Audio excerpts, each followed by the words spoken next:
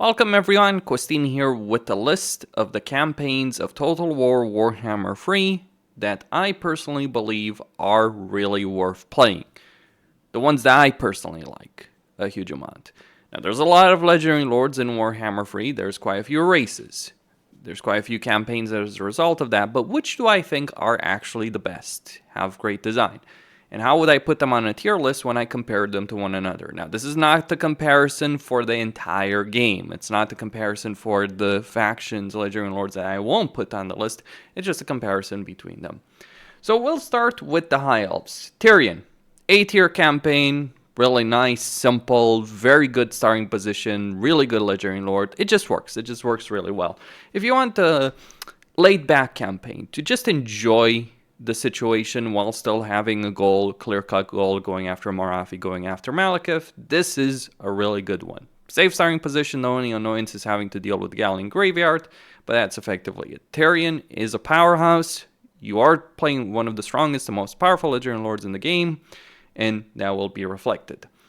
Then we get Ariel. Ariel I would put as a B-tier faction. Now, she's significantly more powerful than pretty much every other legendary lord of the High Elves. The one issue I have with Ariel is that while her power is absolutely substantial, the ability of recruiting more handmaidens than anyone else, the ability of getting the Sword of Cain relatively quickly in her campaign, while all of that certainly is very significant, and also the ability of playing a campaign where the Sword of Cain negatives, the control of the diplomatic relations penalty that comes from the Sword of Cain is negated by the sheer number of handmaidens that you have. While all of that is great, Ariel does have one glaring issue.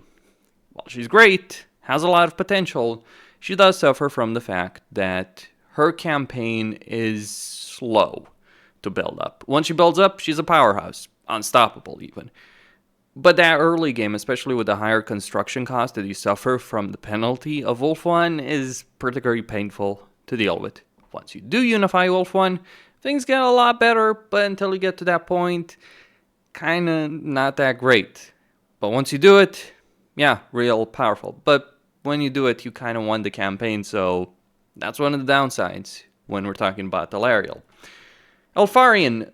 While I do appreciate Elfarion's unique units and his uniqueness of the campaign, I would have to probably go with a B-tier campaign. I think dual star campaigns are kind of gimmicky. Because, especially for the High Elves, let me explain this. It can work in certain races, but doesn't really work especially well for the High Elves, because no other locations on the map has as much value for the High Elves due to landmarks, due to the sheer economic potential, due to sheer diplomatic potential that you have as Ulfwan. So going for Ulfwan is always worthwhile. So effectively you're playing a gimped campaign if you decide to abandon Tor of Res as Elfarion. You want to stay there, you want to build those trade relations, you want to have a relationship with Tyrion, with Ariel, you want the economic and diplomatic potential of Ulfwan. But that's not what Elfarion is supposed to be about in his campaign.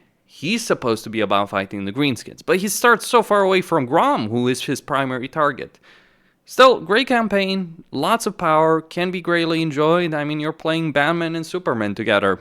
What isn't there to like about that? Alifanar. S-tier campaign, great early game, great campaign design, great campaign area. Really presents a challenge for the player in the sense, if you leave your border exposed on the coast, and garrison buildings will not cut it. Never build garrison buildings in campaign. But if you leave your territory exposed, Be'lakor, Hellebrand, even Malekith will attack you. At the same time, you've got enemies to the north, you've got enemies to the east, you've got enemies to the west. You are surrounded. But you have all of the tools needed to succeed in the campaign. And that is what I like a great deal about Alifanar as a campaign. While it is certainly a campaign that's more on the shorter scale of things than the longer scale of things, and while he does suffer from the unpleasant climate penalty of Ulfwan, he certainly is a really powerful legendary lord with a great campaign. Drazov the Ashen, also an S tier. You will not see any other Castor on this list. While I don't dislike Astrogoth and Zaytan, I think they're perfectly playable. Drazov is so far ahead of everyone else in the Castor roster that I don't want to play any other campaign from the Castor. That's where I stand. I've played Astrogoth, I have played Zaytan, but it's like Drazov, he's just flat out better. Like with Tyrion, Alariel, and Alfarian, and even Alifanar, there's always pros and cons for each of them. Tyrion is more simple, whereas Alfarian, Alariel, and Alifanar are more complex, but they all have their pluses and minuses. With Drazov, he's flat out just the best. There's no comparison. And whatever benefits Zaytan and Astrogoth may have, you can get those benefits from confederating them, which is certainly going to work pretty well as a Castor. What makes Drazov so great? He has a great starting position, a dynamic campaign, an interesting campaign, more powerful economy, significant level of power in the campaign as a result of his starting position and how that plays out.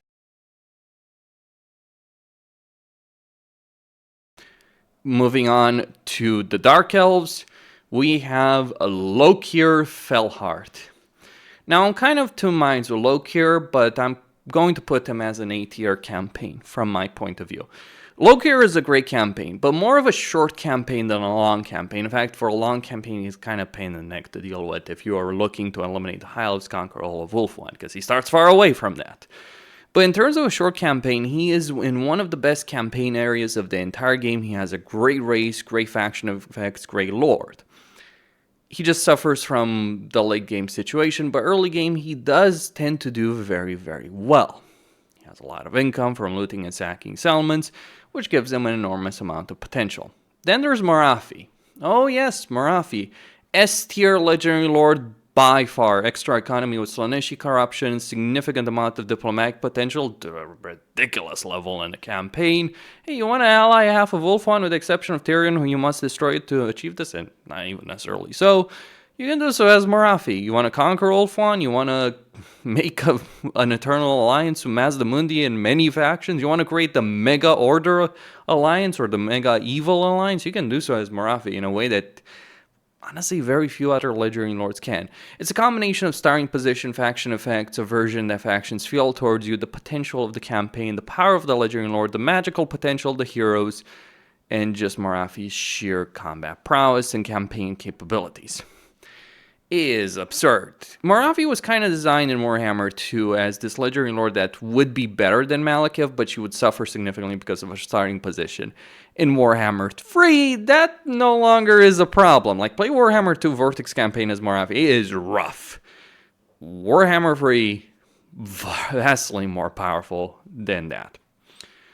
Diplomacy is really powerful. Oxyatl. A tier or S tier? I think I'm going to go with A tier. Because while I absolutely love Oxyatl as a campaign, I'll be honest and blunt in this subject and say that if I'm playing a campaign as the Lizardmen, even as Oxyatl, I'm still playing a campaign as a race that at best is mediocre. While Oxyatl has phenomenal campaign effects, dynamics, quests, significant level of power, he is still limited by the race in some way. I mean, he still is a Lizardman legendary lord, even if he has very suitable climate around the world, even if he has hidden sanctums and teleportation, implicit units and skirmisher units, he still is going to be limited by the Lizardman situation. Research, construction times, hero capacity, those do still limit him. It is a great campaign. It has a lot on offer, but I just can't quite put it in S tier. While I do think, from my personal perspective, just for me personally, I think it is an S tier campaign by the objective standards, but personally, I don't quite rate it as high as Alifanar, Drazov, and Marfi. Grimgore, is there any discussion on this bloody subject? Yeah, S tier by far. Easily S tier campaign. Powerful lord, great melee capability, great campaign starting position, great dynamics surrounded by enemies, having to deal with the Castorfs, having to deal with Zarnagrun, potentially Kolek, Cafe. And mind you, Castorfs, Cafe, and Kolek are no easy targets. You or Grimgore, however, you're the biggest threat. You are the endgame crisis incarnate in Grimgore's campaign. You live up to that role. People give me smack for the fact that I dislike Scarbrand. Yeah, Scarbrand's got nothing on Grimgore. Let me put it like this. Grimgore eats Scarbrand for lunch. That's where I stand on that. He is so absurdly strong, and there's been so much love and care and dedication for this particular campaign that it is hard to find it in many other cases. Jan Bo. I am going to have to go with an A tier for Jan Bo. In fact, I'm going to go with a B tier. Kind of a similar problem with Elfarian, though not quite as severe. Because while Cafe is powerful in a Cafean campaign, it is important, it's not quite on the same level as Wolf One. However, Cafe does have one glaring issue from my perspective: casualty replenishment. I understand some people want to believe in the more passive playstyle. I don't give a crap.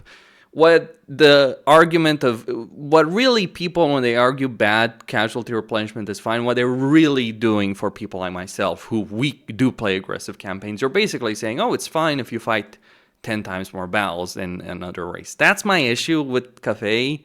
It's like that casualty replenishment is so bad that I'll end up fighting far more battles manually in a campaign just to avoid needless casualties, since I can't recover from them easily. And this isn't the case of a race that has a great casualty replenishment system. Mind you, Jan Bo is fantastic. He's got great campaign effects, good level of power, great customization of settlements. There's a lot to like about Jan Bo. But he has certainly fallen on my list partly because Creative Assembly, instead of sticking to their guns with their new Harmony system, they listened to the Reddit meta. And, well, quite frankly, I despise the Reddit meta, so nerfing Harmony after they had already changed it to fix it doesn't sit well with me. And yes, it does impact my enjoyment of Cafean campaigns. Xiao Ming, C tier. Yes, while I love the campaign, it has a huge level of power. He's a great lord if you're looking to learn game. He has some issues, and issues that prevent me from fully enjoying it. Let's say you're playing a Leaf and Arc campaign. While climate suitability can be a problem, in a Leaf and Arc campaign, you have so much frozen territory in that campaign that you can expand across a vast array of territory. If you're playing a Cafean campaign in Cafe as Yao Ming or Miao Ying, you will be severely limited by the climate far earlier. Jan Bo solves this with having jungle as suitable climate, and yes, there are mods, I understand it. But Xiao Ming, while a great lord, great faction effects, he has that glaring issue of climate limitations that should be lifted on top of the issues that plague Cafe in terms of casualty replenishment. Boris Urus. This is a complicated one for me, because while I love Kislev, while I love Boris, I'll be honest, I think if you're playing a Boris Urus campaign, it's hard for me to rate it any higher than B. I love this campaign. And if I was ignoring everything else and just talking about pure enjoyment, I would probably rate it higher. But I can't, because Kislev is crap. And while Boris is such a phenomenal lord that he elevates a crap race far beyond it, he still is limited. The poor economy, other issues that Kislev does have in their campaigns. It is a campaign that does work. You have one of the strongest starting armies in the entire game. This is not a joke. You start with 2 tier 3 units, 2 tier 2 units with heavy armor, and 2 tier 4 units and a hero with casualty replenishment.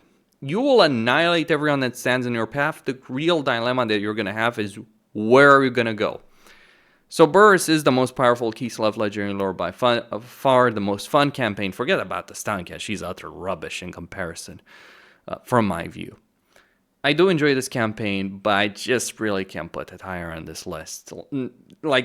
How could I? Kislev is still shit. Dark Elves, High Elves, even Lizardmen, they're significantly better races. It wouldn't be fair from that perspective. Moving on to ASAC, A-tier legendary lord. ASAC is actually the underdog among the greenskins. A lot of people don't appreciate how powerful this guy can be, but between his sacking and looting income, his climate suitability benefits that he does have in the campaign, ASAC can conquer and get shit done in a campaign in a way that few others can. For a long time, I actually considered Grimore worse than ASAC. Yes, worse to play. But then they significantly buffed Grimore through the roof with the release of the Castor. They really wanted to embrace the idea that Grimore is a significant threat to the Castors. And they did succeed. So ASAC just kind of fell behind on this particular level. But this is a guy who can conquer the entirety of the Darklands, the entirety of the World's Edge Mountains, the entirety of the Empire, the entirety of Cathay. You see the map when you start a campaign as ASAC, you understand that the vast majority of areas of that campaign map are yours for the taking. You understand you're playing a legendary lord of a race that is one of the most powerful in the entire game, and you dominate it. Grimore is better, but that's because Grimore can take Zaran and Grid within 10 turns. ASAC can't quite pull it off, unless you cheese the crap out of it with nasty Skulkers, and you've got other issues like Ungrim to tackle. Grom the Punch. Grey Lord, great campaign, great dynamic. He gets screwed over by climate, and while conquering Ulthuan is fun, once you conquer Ulthuan, you realize the limitations of the campaign. Look, I want to love Grom, but it's kind of like a campaign you play once, you enjoy it once, it's great, it's fun, you throw yourself against the High Elves, you end up dominating the High Elves. Great campaign from that point of view. Similar to how Boris annihilates Archaon. That's fun, that's interesting, I love it. But I have one problem. You do that once, you don't really have a reason to do it again. Whereas Grimore, ASAC, others, you do have a reason to replay those campaigns. Rapons, C tier. While Bretonnia has certain issues, and that's the reason Rapons is not quite as high as others could be, I would certainly argue that Rapons has a very interesting campaign, and it is a free campaign.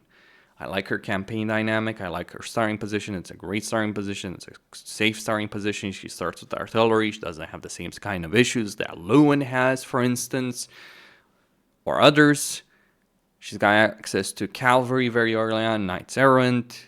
She's in a good position, she's a great legendary lord. She's the only Bretonian campaign that I actually really enjoy playing with regards to Warhammer 3. It's just Bretonia doesn't have an infantry roster war for them and is reliant on cavalry. That's the reason I deduct points from that. Snitch. S tier. Snitch is the best legendary lord of the Skaven, and nothing anyone can say on this subject will change my mind on that. Because he has the best starting position, he has an incredibly powerful army, he is danger on the battlefield. This guy in Warhammer 2, when he was introduced as a counter to Malice Darkblade. In case you don't know, Malice Darkblade is a scary bastard. And he was designed to counter that. Yeah, that's something else, isn't it? And Snitch lives up to the reputation of being one of the best assassins in the entire history of Warhammer. Absolutely so. Great campaign, good starting position, great amount of potential. You will love this campaign if you're playing this Skaven. If you enjoy playing this Skaven in any way, shape, or form, playing this campaign is highly recommended. I've certainly enjoyed it the most as this Skaven. Fraught. This is going to piss off some people, but C tier. Okay. Fraught is a great campaign, in theory. Great campaign effects, great customization of individual units that has a lot on offer. But, and there's a but, there's one major problem, the reason he's not higher on this list. That particular reason has to do with the fact that Kislev sucks. It has terrain. Fraught starts in Kislev and he ends up being limited in his campaign by that. By the time you overcome it, you kind of won the campaign. Because who's going to stop you? The Empire? Not really. Good luck with that. The Empire is a pathetic shit show that's not able to stand up to anyone. So you end up in a campaign that's pretty frustrating early on, and then you do get power later on, but by that point you've run the campaign because no one's going to be able to oppose you. And the factions that might oppose you are the kind of factions that might end up allying you. Maybe ASAC, Draika to some extent, but not really. Ikeclaw. At the risk of offending a lot of people, Ikeclaw is B. And it's kind of curious situation. There's two reasons. While I think Ikeclaw's Nuke's character and faction effects in general are really fun and great, he gets screwed over for two principal reasons. One has to do with the poor gunpowder behavior in Warhammer 3. Essentially, this boils down to the fact that it was easier when you didn't have perfect line of sight in Warhammer 2 to be able to get your gunpowder units to fire. In Warhammer 3, a slight dent in the terrain, a slight terrain variation can prevent your entire gunpowder line from shooting. This is a particular issue for Ikiclaw, who relies on Jezzails and Rattling Gunners to be able to do damage, so his particular unique playstyle is not really that great, given the ranged issues of Warhammer 3. That, I should point out, we're almost 2 years from the launch of Warhammer 3, and Creative Assembly still hasn't fixed. Beyond that, Skaven Blight in Warhammer 3 is a pretty crappy starting position. This has always been the issue I've always had with Ikiclaw. His starting position in either Mortal or Immortal Empires has always been pretty damn bad to deal with. I love him in Old World. Like, in Old World, I'd elevate him to A tier, because just as fixing the starting position makes that campaign so much better. But in Immortal Empires, B tier. That's the most I can give it. And I'm probably going to be crucified for it, but you know what? I don't care.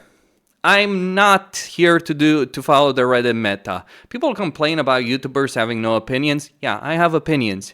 I'm sorry if it's not conducive to Reddit. I'm sorry if I'm not copy-pasting what people say on Reddit. I couldn't give a shit about what people say on Reddit. I know what they say on Reddit. I don't care. At all. In any way. Grombrindle. Interesting one. C tier. Not quite D. Not quite B. Grombrindle is a fun campaign for a short term, but doesn't really have long-term potential. I really think Grombrindle could be a great campaign if he had the teleportation mechanic out of Oxyatl, because he kind of should, as that's exactly what Grombrindle does in lore. While we understand his beef with Malekith, that's not really what his character is about in the lore. So I think, yes, have a campaign against Malekith if you want, but also have a dynamic where Grombrindle is teleporting around the world, helping the dwarves with their various issues. Create the Great Dwarven Empire by defeating the foes of the Dawi. That would be a great campaign dynamic. Unfortunately, it's not so much. It is a fun campaign that does help a lot. His blue skill line is the most powerful in the entire game. He does help a lot in elevating his race above the issues that dwarves do have, but it's a limited campaign. It's going to be fun in the short term. It's not going to be great long term. Draika. Oh yes, we're going to go into this territory. You might be surprised to know that I'm only going to put one particular Wood Elf campaign, and it is going to be Draika. Draika is... Yes, I'm going to go here. It's an A tier campaign. Wood Elves are a very strong race. And in general, I would say they can be also pretty boring because you just dominate your opponents. But Draika does it in such fucking terrifying style that you can't help but love it. Her army isn't made up of Treekin, it's made up of malevolent Treekin. She is pure evil. Okay, to understand how evil Draika is, she literally allied Be'lakor in the end times because she hated the elves so much. Yes, a wood elf spirit allied a demon. Yeah, she's fucking nuts. Like, if you just want to play a wood elf campaign where you're butchering other wood elves, Draika's your girl. Go for it. It's fun. Throwing yourself against Vlad and annihilating Vlad without even breaking a sweat. I do like Durfoot to an extent. I do appreciate his campaign. But if I'm playing a Wood Elf campaign, I'm going with the monster and the Griffin Wood to annihilate everyone in my path. Fun campaign. A bit more limited than the other Wood Elf campaigns, sure. But for what it does, for what it is, it really has a lot of power behind it and a lot of fun. Vlad and Isabella. A-tier campaign. Oh yes, Vlad and Isabella are the best Vampire Counts campaign. They have a huge amount of heroes. They have a huge amount of melee power. They just work flat. They just work very well. They have limitations because of lack of range, lack of artillery, lack of wall breaker. Could really use some wall breaker units for Vampire Counts if you want to know where I stand on that. Well, outside of that, gray race, nothing really to complain. It is an interesting example with the Vampire Counts. The fact that this is a race that has never gotten more than one DLC. And yet, unlike the Dwarves, the Vampire Counts do stand on their own 2 feet, even to this day. And Vlad and Isabella were free DLC Legendary Lords. They're really fun to play to this very day. Some limitations with the Vampire Counts. Again, lack of wall breaker or lack of siege options, but great campaign. Taurox, where do I stand on the Mr. Big Brute? Well, I'm gonna go with C. While I think in the late game, the Beastmen are certainly an A, maybe even S tier race, in the early game, they're just kind of painful and meh. That's the description I would give about the Beastmen. It's just not a great early game, which matters a lot in the context of Warhammer 3. So yeah, if I'm looking for a campaign to traverse a lot of territory quickly, Taurox is a great choice. Unlike that piece of crap Scarbrand. Oh yes, I am salty about Scarbrand, suffice to say. I really, really dislike Scarbrand. I dislike the people who praise the guy to Kingdom Come when there's better choices. Taurox is one such choice. Problem is, the Beastmen were designed for Warhammer 2, within the meta of Warhammer 2, and they haven't adapted well to Warhammer 3's meta. So their early game ends up being a particularly painful and frustrating experience. Once you do get past that, things do get significantly better, but you kind of won the campaign by that point. So that's the issue I do have. But you can certainly enjoy a great deal with the Beastmen, and I'll be honest, I can have a lot of fun just demolishing everyone that stands in my path. Crappy auto-resolve, though. So that's something I deduct points for. Valkia, A tier. Yep, I'm going to go there. Say Valkia is the real movement-based legendary lord in the campaign. Great race, a huge amount of power. You want to understand why I like Valkia? She's got, as opposed to Scarbrand, why I hate on Scarbrand, like Valkia, it's like she's a better race, she's a better legendary lord, she's a better faction. In a 1v1 fight between Valkia and Scarbrand, I'm putting my money on the Shield Maiden of Khorne, as opposed to the reject that Khorne kicked out. And for a reason. I don't care who wins in a skirmish battle. In a campaign, Valkia's got great army variety, great faction effects, great faction mechanics, great racial mechanics. And what's interesting about her campaign, and what I like about her, is you vassalize Malekith, you vassalize Helebron, you vassalize the entirety of Ulthuan potentially, and maybe go even one step further and start getting so many vassals it becomes absolutely ridiculous. And you go from battle to battle to battle on the campaign map, and you dominate those battles. While I'm not really a fond of the monogods, and typically I do find the undivided campaigns to be great, Valkia is the exception. It's just a fun campaign, suffice to say. Well, I suppose making Malekith bend the knee is a fun experience. No, making Malekith, Helebron, Marfi, and the entirety of Ulthuan and Alifanar bend the knee, there's power. And then there's power. While you can argue others can do it, none can do it quite as well as Valkia. None. Not even Be'lakor, who starts pretty close by, or Sigvald, because they don't quite have the same movement range as them. Then we have Be'lakor. I'm going to have to go with Be'lakor, either being on the same level as Valkia, or being just slightly behind. While Be'lakor certainly has more campaign variety because of Undivided and all that, his campaign just doesn't quite click with me in the same way Valkia does. Call it what you will. I'm a Khorne fan. Surprise, surprise. Or at least I'm a Valkia fan. My issue with Be'lakor is, even though he is certainly one of my favorite legendary lords of the Warriors of Chaos, absolutely, him and Valkia, easily my two favorite. My issue with Be'lakor is it's just kind of too safe. Like, you're on an island with two vassals on it, you will never lose the campaign. I mean, it's already difficult enough for Warriors of Chaos to lose a campaign ever, but Be'lakor just takes that to a ridiculously higher level. Still, he is an undivided legendary lord available for free with unlimited gifts of chaos. So there's a lot of fun to be had with that particular aspect, because you can get all of the demons, all of the units, everything available to him. It's just, there's nothing at stake in the campaign, and that, I think, degrades it somewhat. And finally, yes, the last one I will put on this list, Archon the Black. While I am not too fond of the Tomb Kings because of the limitations of their armies and the limitations of the Book of Nagash, just the sheer fact that Archon starts in a great starting position and with an extra army does significantly elevate this campaign above the others. He is the only Tomb Kings campaign that I think is actually worth playing in Warhammer 3. So, To all those that were wondering that, oh, do you just hate all campaigns? No, these are the campaigns I personally like. These are my reasons for liking them. I like Bellicor's, for instance, variety of units. I like Valkia's playstyle. I like Vlad and Isabella. I like ASAC. I like Grimore. I like Marfi. These are the campaigns I thoroughly enjoy playing to a degree or another. Some more than others, to be clear. The rest of them, some are mediocre, some are okay. Some are just in the trash heap.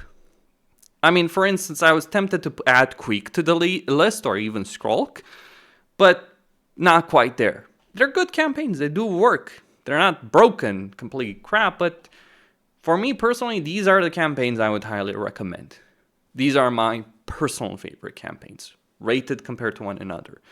You would note that none of these campaigns made it into F tier. I didn't start this list with the idea that I'm not going to add anyone to D or F, but I just don't think any of them, like, when I'm comparing to them, I don't think any of them deserves that. They're all powerful campaigns, powerful lords with a lot of potential. You can always make a sympathy case for Durfu or the Sisters of Twilight, but this is where I stand. This is my genuine opinion about the game and what I like, which campaigns I like. Now, which campaigns I dislike? Let me just give you a sneak peek. Oh yeah, let's put him, of course, because he's a piece of crap. Yeah, I can't ignore the ogres. Demon Prince, of course. Gelt, yes, let's go. Castalton, Katrin. I'm gonna go with that. People are gonna hate me for that. But here's the thing. There's a lot of campaign. One of the great things about Warhammer 3 is the sheer variety of campaigns. Some work, some don't. Some work very well. Some I personally like, some I personally dislike. That's really the great thing about it, that variety of campaigns. Now, I do feel some campaigns can be done in a far better way. I think the Dwarves can be a better race. I think the Tomb Kings can be a better race. But some races are just, well, garbage tier. Some are S tier. Costin signing out. If you do enjoy my content, consider checking out my PayPal or Patreon. And don't forget to subscribe and like the video.